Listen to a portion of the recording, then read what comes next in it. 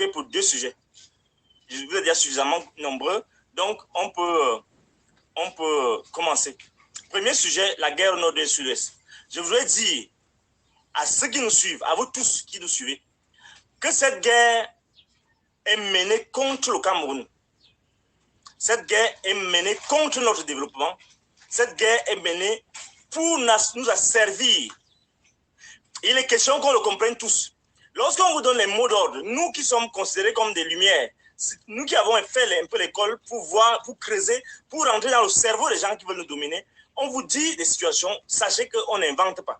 Donc, ce soir, il doit vous dire que soit le gouvernement actuel de ce pays est en complicité avec les forces étrangères pour nous dominer, pour nous faire perdre notre indépendance que nous avons acquise de haute lutte avec les gens comme Oumyobé, soit ils ne comprennent rien et ils nous perdent le temps. Des nouvelles qui nous parviennent du front. Personne n'a obligé le président de la République à déclarer la guerre à nos frères et sœurs du nord-ouest et du sud-ouest. Il a pris sur lui, d'un retour d'un voyage en France, de déclarer la guerre à nos frères et sœurs du Bamenda, du Southern Cameroon.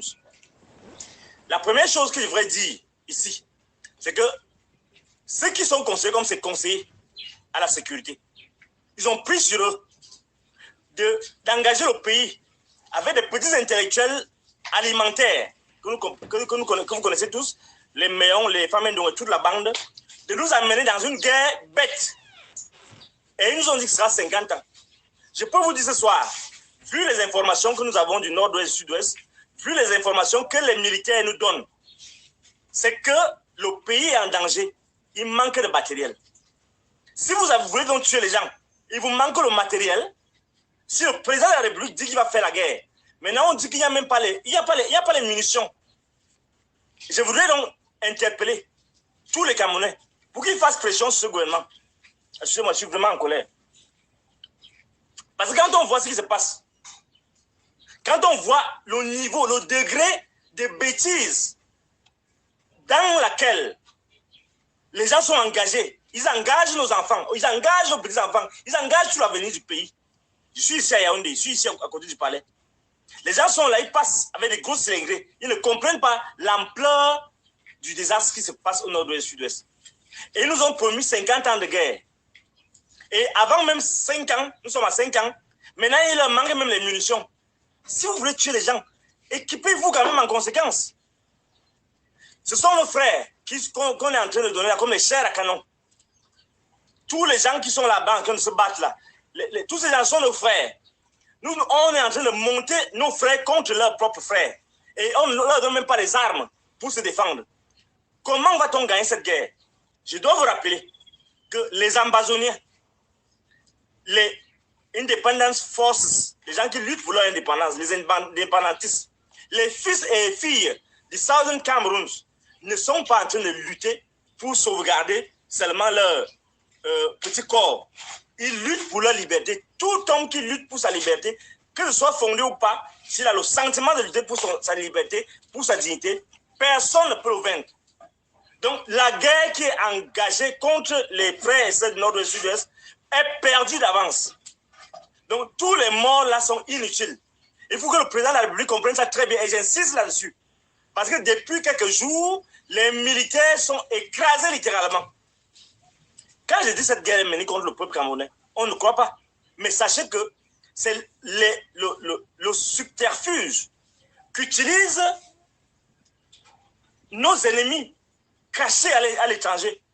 Ce que vous appelez les partenaires économiques, les amis du Cameroun, la France et tous les autres, utilisent donc cette guerre pour nous diviser. Il faut que le président de la République prenne sur lui de comprendre cela. Sinon, ce sera assimilé de la haute trahison. Bien évidemment, je peux comprendre les subtilités.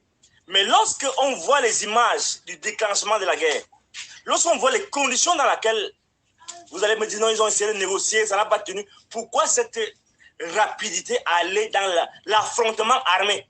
Nous avons vu tous des images. Nous avons tous vu les images de ce qui se passe sur le terrain. Nous avons vu les filles, nos sœurs, bastonnées. Les gens qui font la guerre maintenant au nord et au sud-ouest, Il suffit parfois qu'un homme passe à côté de sa femme. Il tire sur la personne, quel que soit l'élan de la personne. Policier, il s'en fout. Il tire, il tue. Voilà les gens qui sont là maintenant, qui font la guerre au Nord-Ouest, qui encouragent la guerre, qui sont les présidents, qui sont les directeurs du CEMIL. Ils tirent sur les gens parce qu'ils sont seulement passés à côté de leur femme. Par contre, eux, ils vont entrer dans les cuisines des gens au nord et sud-ouest. Et on ne veut pas que les gens réagissent. Donc vous allez violer les sœurs des gens. Vous allez tuer les gens, les sœurs des gens. Les femmes des gens, vous allez les violer. Et vous ne voulez pas que les gens réagissent.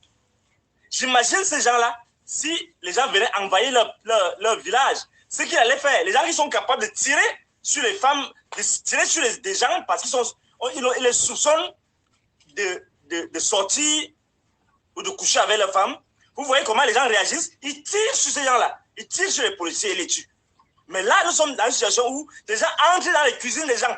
Ils violent tout le monde. Ils font n'importe quoi. On a vu les images. Je demande au président de la République de reconsidérer sa position. Les nouvelles qui nous viennent du nord-ouest et du sud-ouest font froid au dos et on ne peut pas rester ici. Vous tous qui êtes là, les francophones là, vous êtes silencieux. La vie est belle. Vous allez manger le maïs. Les villageois vont manger le maïs. On les tire du village là-bas, de l'ouest. On les fait nommer ministres, demi-ministres. Et ils sont en train de narguer les gens. Et c'est le président de la République qui est coupable de ça. Il faut que cette guerre s'arrête. Tant que cette guerre ne s'arrête, il faut savoir qu'on va hausser le ton contre les institutions de cette République. Et je dois dire l'autre chose, c'est que, sachez, les gens du gouvernement, suivez-moi très bien. D'ici 5 ans, vous avez dit que vous avez fait la guerre pendant 50 ans. Sachez que d'ici 5 ans, beaucoup de gens, même des francophones, seront dans une situation où ils vont commencer à douter même du Cameroun. Et nous aurons le choix, nous, d'opter pour d'autres nationalités, même la nationalité ambazonienne. Je le dis, c'est très grave ce que je dis. Nous allons choisir la nationalité ambazonienne si vous n'arrêtez pas cette connerie que vous avez commencé au nord de sud-est. Ça ne va pas continuer, ça ne doit pas continuer. Le président de la République, s'il est vraiment chef des forces des armées, il doit comprendre que le message que nos militaires envoient du front doit l'interpeller. On doit tout faire pour un dialogue inclusif. Maintenant, c'est le message que vous voulez envoyer au président de la République. Je ne vais pas bavarder beaucoup aujourd'hui. On ne peut pas accepter que des gens s'entourent, des gens incompétents, des gens sans cœur. Comment vous faites voir comment on égorge les enfants d'autrui, comment on tue les enfants d'autrui, comment on est en train de piéger nos futurs soldats comme des chiens, comme des rats. Et les gens sont silencieux. Je veux que cette guerre s'arrête. Et sinon, moi, je peux vous dire déjà maintenant, je serai le premier philosophe de la nationalité ambazonienne. Je vous le dis.